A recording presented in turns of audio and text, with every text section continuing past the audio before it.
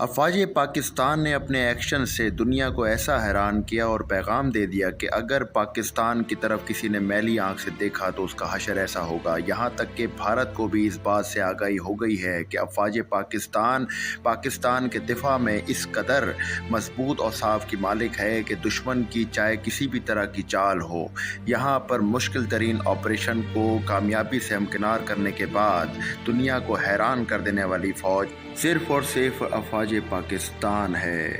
دنیا بھر میں متعدد دہشت گردی کے واقعات ہوئے، امریکہ سمیت بہت سے ممالک شامل ہیں، وہ بھی اپنے لوگوں کو بچانے میں ناکام رہے تھے۔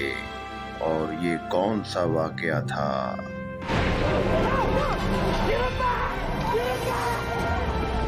9/11 سے قبل امریکہ میں دہشت گردی کا سب سے بڑا حملہ ہوا، جس کو لوگ آج بھی بڑے دکھ کے ساتھ یاد کرتے ہیں، اور اس دھماکے کو اوکلاہوما سٹی دھماکے کے نام سے آج بھی یاد کیا جاتا ہے۔ 9 منزلوں پر مشتمل کنکریٹ سے بنی سرکاری دفاتر کی عمارت تھی، جہاں روزانہ کم از کم 500 سے زیادہ ورکرز موجود ہوتے تھے۔ دھماکہ اتنا شدید تھا کہ اس سے عمارت مکمل طور پر تباہ ہو گئی تھی، لیکن پورے امریکہ کی فورس اور دنیا کی سب سے بڑی ایجنسی بھی اس سے اپنے لوگوں کو بچانے میں ناکام رہی تھی۔ سانہ 11 ستمبر 2001 ایک ایسا دن جس نے دنیا کو حیران کر دیا تھا، جو امریکہ کے شہر نیو یارک میں پیش آیا۔ کئی مہینوں تک دہشت گرد امریکہ میں بیٹھ کر اس کو پلان کرتے رہے، لیکن امریکہ کی خفیہ ایجنسی CIA بھی ان کا پتہ نہ کر سکی۔ دہشت گردوں نے 4 فضائی مسافر بردار طیارے اغوا کر کے خودکش انداز میں ورلڈ ٹریڈ سینٹر سے ٹکرا دیے تھے۔ اسی طرح بھارت میں 26 نومبر 2008 میں بھارت کے شہر ممبئی میں چند دہشت گردوں نے تاج ہوٹل میں گھس کر 3 دن تک یرغمالیوں کو لے کر بیٹھے رہے، اور بھارتی فورس کچھ نہ کر سکی۔ اپنے آپ کو بہادر کہنے اور ماننے والا بھارت، سب سے بڑی فورس اور ایجنسی رکھنے والا بھارت، اس کو چند دہشت گردوں نے ایسے بے بس کر دیا تھا جیسے کہ وہ کوئی کھلونا ہو۔ میجر گورو آریہ چانکیہ جتنا پاکستان کے انٹرنل میٹرز کو لے کر پاکستان کو نشانہ بناتا ہے، اگر اپنی نااہلیوں پر نظر کرے تو شاید اس کو بولنے کی اور ضرورت نہ پڑے، لیکن یہاں پر میرے خیال سے یہاں پر 26/11 ممبئی اٹیک اس کے لیے ایک عبرت ہوگا، اور اس کو بولنے کے لیے اپنی نااہلیوں کو ہائی لائٹ کرنے کی ضرورت ہے اور اس کو ٹھیک کرنے کی۔ پاکستان کے انٹرنل میٹرز پہ بولنے کے قابل اس وقت نہ بھارت ہے اور نہ میجر گورو آریہ جیسے چانکیہ۔ ابھی مزہ آئے گا نا بھیڑو۔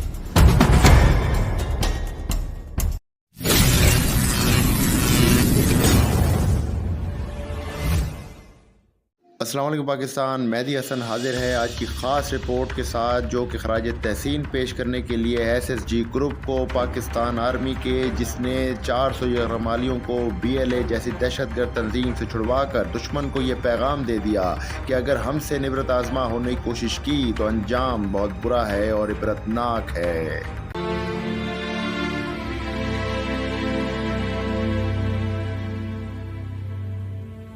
درہ بولان یہ علاقہ کیا ہے؟ درہ بولان کی لمبائی 70 کلومیٹر ہے۔ بلوچستان کے ضلع کچھی میں مچھ ریلوے اسٹیشن سے تقریباً 78 کلومیٹر دور ڈھاڈر کے علاقے میں واقع ہے، اور اس سے قریب پسیر ریلوے اسٹیشن ہے۔ اس علاقے میں پہاڑوں کا نہ ختم ہونے والا سلسلہ ہے جو ایک دوسرے سے متصل ہے۔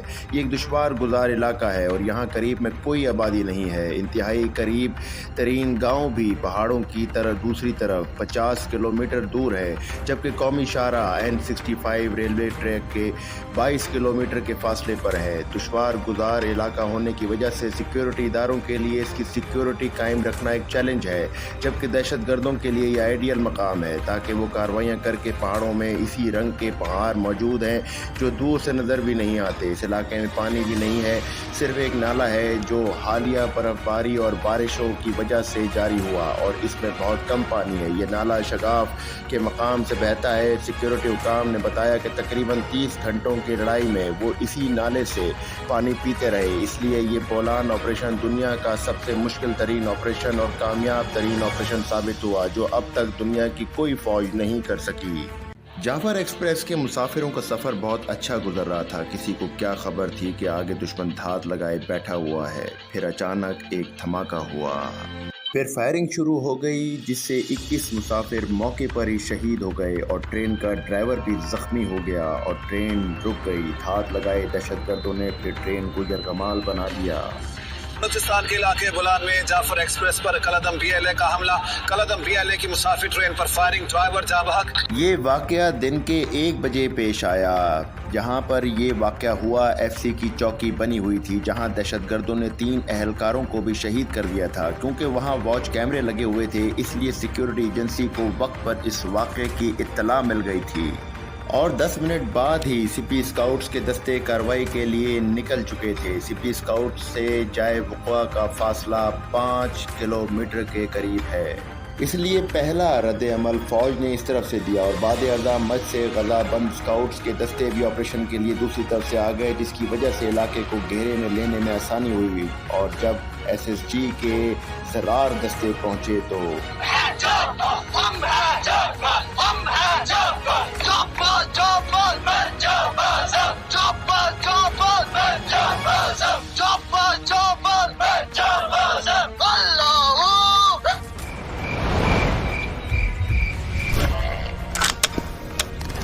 दहशतगर्दों को स्नाइपर शॉट के जरिए 30 घंटों में जहन्नुम वासिल कर दिया गया